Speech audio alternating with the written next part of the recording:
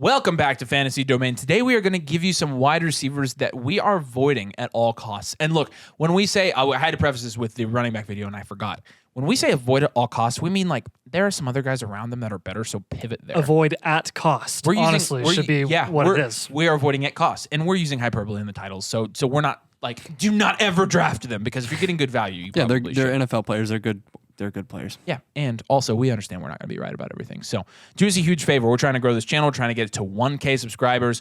1K by some day. I do not know what day that is, but I'm trying to rhyme. So make sure you are subscribed. Again, make sure you like the video. It helps us out a ton. It's a free way to help us out. It helps the YouTube algorithm. It can be a real fickle thing, but you guys help us figure it out. And make sure you're subscribed over at Dynasty Domain. That's where you can find our merch and stuff. I'll get that posted on Fantasy Domain this week. All right. So again, wide receivers, avoid them. Or pivot to other wide receivers at the same price point. The first one's going to be Devonta Smith. With Devonta Smith, he's currently going on underdog ADP as the wide receiver. Underdog. As the wide receiver 13. So look, I understand the first thing that people are going to drop down. Well, Devonta Smith was a wide receiver 1 last year. I know. Yes. We are aware because we play. Which we were right about. We were the ones last year saying he would be. So, but here's the problem with Devonta Smith is that's probably his ceiling. And we have a little bit more data that Simon has looked into. But when you look at Devonta Smith, being the wide receiver 2 on his own team, because A.J. Brown is a very good, talented wide receiver, and he is the dominant wide receiver on that team. And Devonta Smith, one of the better wide receivers in the NFL, in my opinion. The Eagles have one of the best wide receiver pairs in the NFL. But with Devonta Smith, you're talking about wide receiver 13. It's probably going to be his ceiling is the low end wide receiver 1, what he did last year. He's being drafted really, really close to what his point ceiling is. And the reality of it is, when Dallas Goedert was on the field last year, Devonta Smith was not as productive. He was somewhere around 13 points per game, right? 13.6. You go. Yeah. Talk about stats. Yeah. When Dallas Goedert was on the field, Devonta Smith still averaged 13.6 points per game. So honestly, I don't think that's horrible, but that was the wide receiver 24 in points per game if Goddard was on the field the whole season. And like that's not a big deal. It's not like he's falling off. It's not like he's losing all of his targets. He's just dropping by 1.5 points. And that's the problem. When you're being drafted as a high-end wide receiver 2, as a wide receiver 13 overall, you're betting that week in and week out he's going to be putting up some pretty good numbers for you. The problem is there were 5 or 6 times last year, if you count the playoff games, where he scored less than 10 points per game, and that's not exactly what you want. When we're looking at underdog, however, I will say, if you're playing in best ball formats, there's plenty of times where Devonta Smith is going out there and giving you 25-plus points per game. Absolutely. So this is just a slight gripe with the cost. You know, if he was wide receiver 16 to 20, and I'm taking him there. Yes. I just want to see him drop a little bit. Yeah. I mean, he's a great wide receiver, incredibly efficient, has A.J. Brown there, has Dallas Goedert there, and that's just our issue. Yeah, there's just a few people around Devonta Smith that I would rather have. I mean, Chris Olave going just ahead of him. Give me Chris Olave all day, the wide receiver in his own offense, who honestly is going to have about the same passing volume opportunity because he's not playing alongside an A.J. Brown in the Saints offense. Give me Saquon Barkley easily. Give me the best quarterback available there in a 1 QB league, like Patrick Mahomes going neck and neck with Devonta Smith according to Underdog. Honestly, Jalen Hurts, all those guys with rushing upsides, those QBs, Derrick Henry even. I mean, give me that guy hands down, no problem. Yeah. And that's just you win fantasy championships. I'll say this all the time. You win fantasy championships by taking the guys at the price they're going that have a higher ceiling than where they're going. And Devonta Smith is currently being drafted right around where he's probably going to produce, and he doesn't have a ceiling any higher than where he's going. Yep, shoot for the ceiling. Yeah. Yep, absolutely. All right, Nathan, you've got our next guy, and that's going to be Calvin Ridley going at the wide receiver 16 in underdog ADP. Sometimes you can make an argument that we get a little too fancy with our takes, that, maybe we're just, being a little bit unreasonable and we're just pulling stats because we want to. This is the most black and white situation that I've been a part of in fantasy and in dynasty fantasy football. I get so frustrated with it that I knock my mic and I made a bunch of noise. But Calvin Ridley going 10-plus spots ahead of Christian Kirk at the wide receiver position and multiple rounds ahead of him is one of the biggest jokes in fantasy I have ever seen. I mean, you're talking about a guy who was traded to the Jacksonville Jaguars for a conditional 5th-round pick that, yes, could turn into a second, but nothing is proven yet. We have no idea what Calvin Ridley's going to do. And we had a comment about his contract. He's going to be a free agent after next season. Oh my gosh, dude. Are you kidding? Yeah, he's he's going to be a free agent. This is a 29-year-old wide receiver who has not played in 2 years. Doesn't matter. You just come back and you're the same. In a completely different offense. I don't care who you are. I don't care if you're, Michael Thomas and haven't played for 2 years. You're not going to come back and be the same, at least right off the bat. I'm not saying Calvin Ridley can't ever produce at a high level again. He's not washed. But when you're posting videos on Twitter of him doing the ladder drill and say, "Oh, fade Calvin Ridley, do it at your own risk." Yeah, I mean, I could do a ladder drill, and I'm the most unathletic white guy you'll ever meet. He's going around Deebo Samuel, DK Metcalf, Amari Cooper, DeAndre Hopkins, T. Higgins, Devonta Smith. Like, I'll take all of those guys easily over Calvin Ridley. Yes. Christian Kirk all the way down here at, gosh, I can't even find him. Wide receiver 27. People said we're sleeping on Calvin Ridley. Well, I'm literally like, that's fine. I'm in like REM sleep right now. Yeah. Like, I'm just Deep dreaming about Christian Kirk. I can't stop dreaming about Christian Kirk. Can't stop. I disagree. Michael Thomas averaged 17 points per game last year after not playing for 2 years. How many games did he play? Calvin Ridley, yes, I understand, small sample size, but he came back and immediately produced it. You're saying Calvin Ridley can't do that. In weeks 1 through 3 where You're you're not saying doing Calvin anything. Ridley will not adjust to playing in a new offense. Christian Kirk came into a new offense. His first 3 games of the year, he had 17.7, 25.8, and 19.2 points per game. That was just the beginning of Christian Kirk's career with Trevor Lawrence. Calvin Ridley, last time he played, was a top 10 wide receiver in every regard. He had a 26% target share. He was first in deep targets, second in red zone targets, second in air yard share, first in air yards, seventh in yards per route run.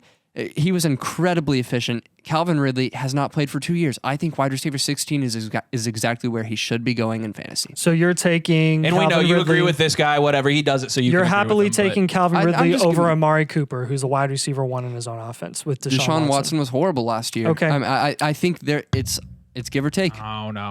I don't understand it's how you not. can draw parallels between the Calvin Ridley situation and Christian Kirk. Christian Kirk was a guy that was the wide receiver 2 in an offense in Arizona, got a new contract, didn't miss any years of playing, came in and in the middle, probably the prime of his career, got a huge contract and came in and produced right away. I mean, he did what he should have done. Calvin Ridley, what are his expectations at this point? Again, the team investment for Calvin Ridley is not that high. Calvin Ridley's been out of football for 2 years. Calvin Ridley is now 29 years old. He's 28 and a half. Yeah, But- so he'll be 29. So it's a 29-year-old season. Yes. Is what I mean. So, but I mean, I understand what you're saying. My argument here to take Calvin Ridley is: do you think by the end of the season he will have improved?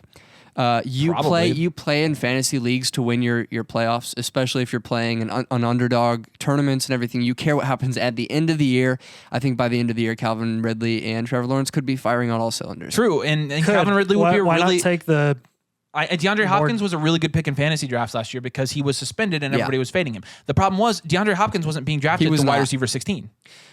I mean, Calvin Ridley, what is his actual ceiling if he does come back and produce? Yeah, I was going to say, what's his ceiling? Probably a low-end wide receiver 1, high-end wide receiver 2, and Yep. he's already being drafted really close to that. Hey, we'll see. So I understand the argument of, he could be an end-of-the-year guy. However, if he's not, you're picking him at wide receiver 16. There are so many guys around him that have a lot less question marks that could produce just as much that are the wide receiver ones. Yes, I understand the argument. So, I mean, you have to make the playoffs first. Like I do that a lot in fantasy leagues where I draft for the end of the year, and it's smart until you don't make the playoffs.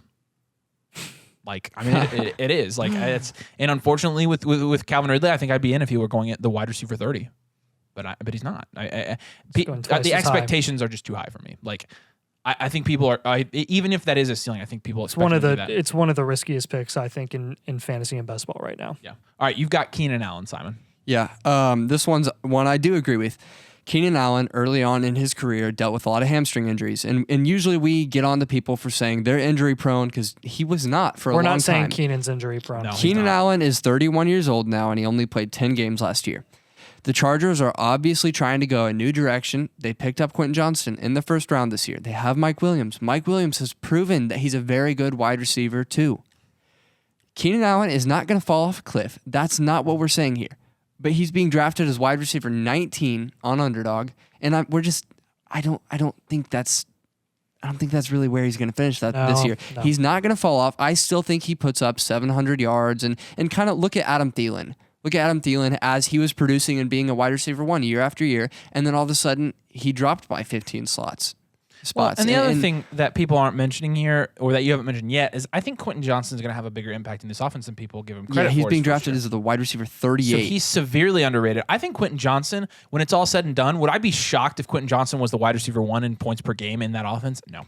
I wouldn't. You know why? Because Mike Williams and Keenan Allen, missed a healthy amount of games last year because of their injuries. Mike Williams, honestly, I swear that dude is made of glass. And with Keenan Allen, the hamstring things as you get older become a little bit more problematic. Yep. And while we're not going to predict injury, and while we're not going to say short this guy because he got injured last year, it's absolutely worth considering that this guy is he's 31 now, right? Yeah, he's 31 years old. And when you start struggling with hamstring injuries at 30 years old, we're not against taking wide receivers that are over 30 years old if they're still producing and not struggling with injury. But hamstrings especially are they scare the crap out of me because they can put a guy on the sideline for, multiple weeks. And that's something you can't rush, because if you rush and come back, you're going to be out for even longer.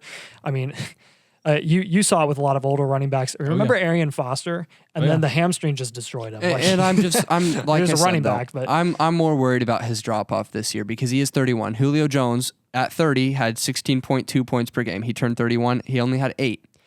Adam Thielen had 15 points per game as a 30-year-old, and then this year he only had 10.6. And so there's a big drop that is happening around 31 years old. And maybe Keenan Allen he is one of the best wide receivers of this generation. How old is Tyler Lockett?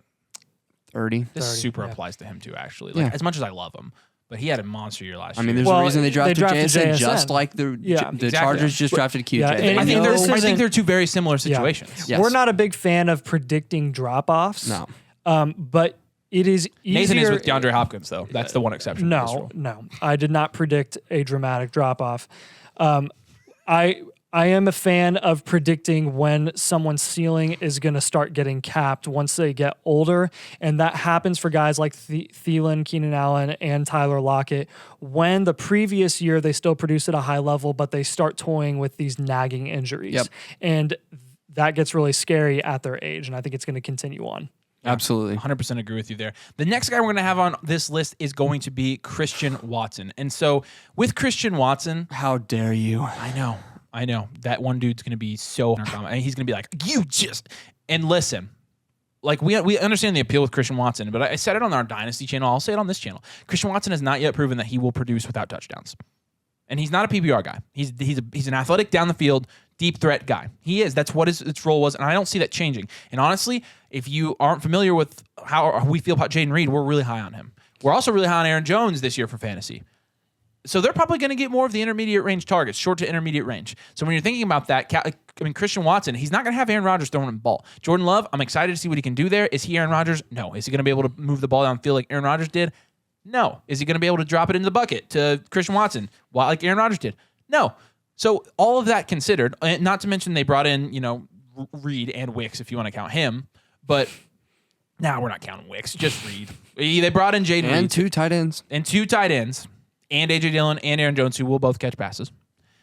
I'm not sure why we're projecting Christian Watson to go as the wide receiver 20 this year. The Packers, by all accounts, are not going to be a team that is competing for the playoffs. So when you think about rookie QBs, and we can call Jordan Love a rookie, this will be his first full season of playing football and starting since college. So when you're thinking about rookie QBs in the NFL and what they normally do, number one, wide receivers with rookie QBs, everybody wants to say this about Michael Pittman and Anthony Richardson, that the same thing applies to Jordan Love and Christian Watson. There's no difference here. Jordan Love will be going, and being on the practice squad doesn't prepare you for being in a real life NFL game situation. He's played in 4 NFL games. And people are like, well, the games he did play and he was great. Again, it's 4 games, and no, he actually hasn't really had a really great game yet. He's not been a high volume passing yards guy, high volume touchdown guy that you've just seen flashes of. Otherwise, he'd already be starting. Right? So with these two guys, I just think we have to be really careful with Christian Watson, especially because, number one, they have more weapons. Number two, he's going to be playing with essentially a rookie quarterback. Rookie quarterbacks, not only do they not produce high-end wide receivers normally, but especially the ones that are only down the field threats. The reason Michael Pittman has an argument with Anthony Richardson is because he's an intermediate range target hog. He has so many. Christian Watson, not a target hog. Look at his target log. Nathan, if you're editing this video, or Avery, whoever's doing this, put the target log on the screen. Does that look impressive to you? Does that look like somebody, and we're playing in PPR leagues, does that look like somebody you're going to want to have on your team? I don't think so. No. Last guy. I honestly, no joke though, with Christian Watson, like I would much rather pass up on Christian Watson at his current price in fantasy and literally go pick up Jaden Reed off waivers, because I think they both have the same chance this year to produce as the lead wide receiver in that offense. I mean, not to mention, and one of them you're getting for free. Yeah, absolutely, and not to mention the guys going around Christian Watson, and there are a lot of better options. I mean, DeAndre Hopkins, even DeAndre Hopkins in a bad. Would you draft Calvin Ridley or Christian Watson? Calvin Ridley. I draft Calvin Ridley. That should tell you how strongly they feel about this. Yeah, we haven't seen it with Christian Watson, guys. It is really close. To be fair, it is very close. But I'd probably prefer Ridley. All right, you got the last guy. You're gonna have Kadarius Tony. Yeah, so Kadarius Tony here is, according to Underdog, going at wide receiver 38, and I'm just not really seeing it with this guy. Every single year he's overdrafted because of his athletic upside, his draft capital, team investment. Well, I mean, those things you can throw out the window because the Giants traded him for, not very much. And he's going into an offense that is, a good offense with Patrick Mahomes, producing at a very mid-level when he was there, just like every other wide receiver in that offense. Because guess what? Mahomes literally tells us every single week that it's going to be a different wide receiver every single week, and we don't want to listen. And Juju was real good last year, wasn't he? Real elite. Super good. Really good. Super really good. Really resurrected his career. Really good wide receiver 3. Yeah.